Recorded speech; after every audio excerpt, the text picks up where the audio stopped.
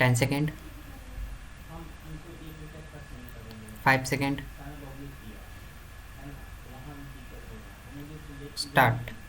माननीय सदन के सामने यह विनियोग विधेयक क्रमांक 3 आया है और इसमें यह व्यवस्था दी गई है कि भारतवर्ष की संचित पूंजी में से 1 अरब और 60 करोड़ रुपए से अधिक धन निकाला जाए और उनको भारतवर्ष की उन सेवाओं पर खर्च किया जाए जो अनुसूची में अंकित है।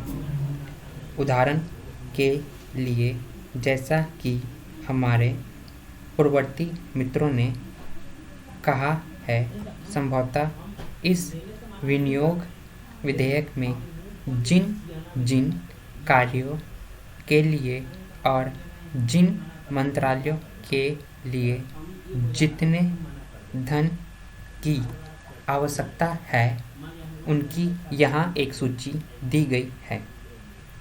इस वर्ष 1968 की अपेक्षा जो विशेषता रही है वह यह है कि जब से बजट आया है तब से भारतवर्ष में सारे किसानों के लिए और उन दूसरे मित्रों के लिए जो किसानी करते रहे हैं उनके सामने एक प्रश्न रहा है और वह प्रश्न यह रहा है कि उनकी सरकार और उनके कुछ बोलने वाले जब तक यह बात कहते फिरते रहे हैं कि देश में हरित क्रांति आनी चाहिए। हाँ, हरित क्रांति आ रही है। इससे पूर्व भी कांग्रेस पक्ष की ओर से समय समय पर इसी प्रकार के नारे दिए गए। कभी यह भी कहा गया कि आराम हराम है, कभी यह कहा गया कि जय जवान जय किसान, और अब तीसरा नारा हरित क्रांति का आया है। हम समझते हैं कि इस नारे में कोई दम नहीं है। इस नारे में इसलिए कोई दम नहीं है क्योंकि यह नारा देखने में बहुत आकर्षक, बहुत सुंदर है, लेकिन इसके पीछे तथ्य बिल्कुल नहीं है। किसानों के ऊपर टैक्स लगाने की मंत्रिमंडल के द्वारा और कांग्रेस के अन्य मित्रों के द्वारा जो बात कही गई है, वे मित्र कभी खेती करते नहीं हैं और न खेती के बारे में जानकारी ही रखते हैं। आदरणीय भारतीय वर्ष में खेती का जो सबसे बड़ा प्रश्न चल रहा है वह 2 बातों के ऊपर आधारित है और यह कृषि की समस्या न होकर खाद्य की समस्या भी है।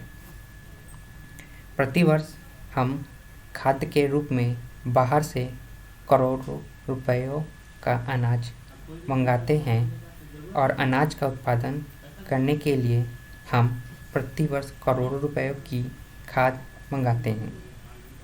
कांग्रेस सरकार की तरफ से गत 20 वर्षों में हमारे सामने बार बार कहा गया है, यह बात दोहराई गई है कि अब भारतवर्ष में हम बहुत जल्दी खाद्य के मामले में आत्मनिर्भर हो जाएंगे। हमको खाद्य की चिंता नहीं करनी चाहिए।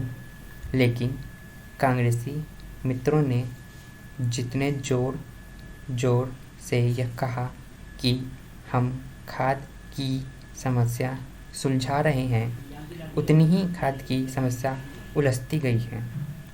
जनसंख्या की जो बात कही जाती है उसके मामले में हम यह निवेदन करते हैं कि एक बार परिवार नियोजन के बारे में और जनसंख्या के बारे में जब सारे संसार में चर्चा चल रही थी तो हमारे योग्य मित्र श्री शीलबद्ध यादव जी को याद रखना चाहिए कि उस समय रूस के पत्र प्रवक्ता ने आलोचना करते हुए क्या लिखा था? उसने लिखा था कि हमारे सामने यह समस्या नहीं है कि भारत में कितने आदमी बढ़ते चले जा रहे हैं, बल्कि हमारी समस्या है इनको क्या खिलाएंगे।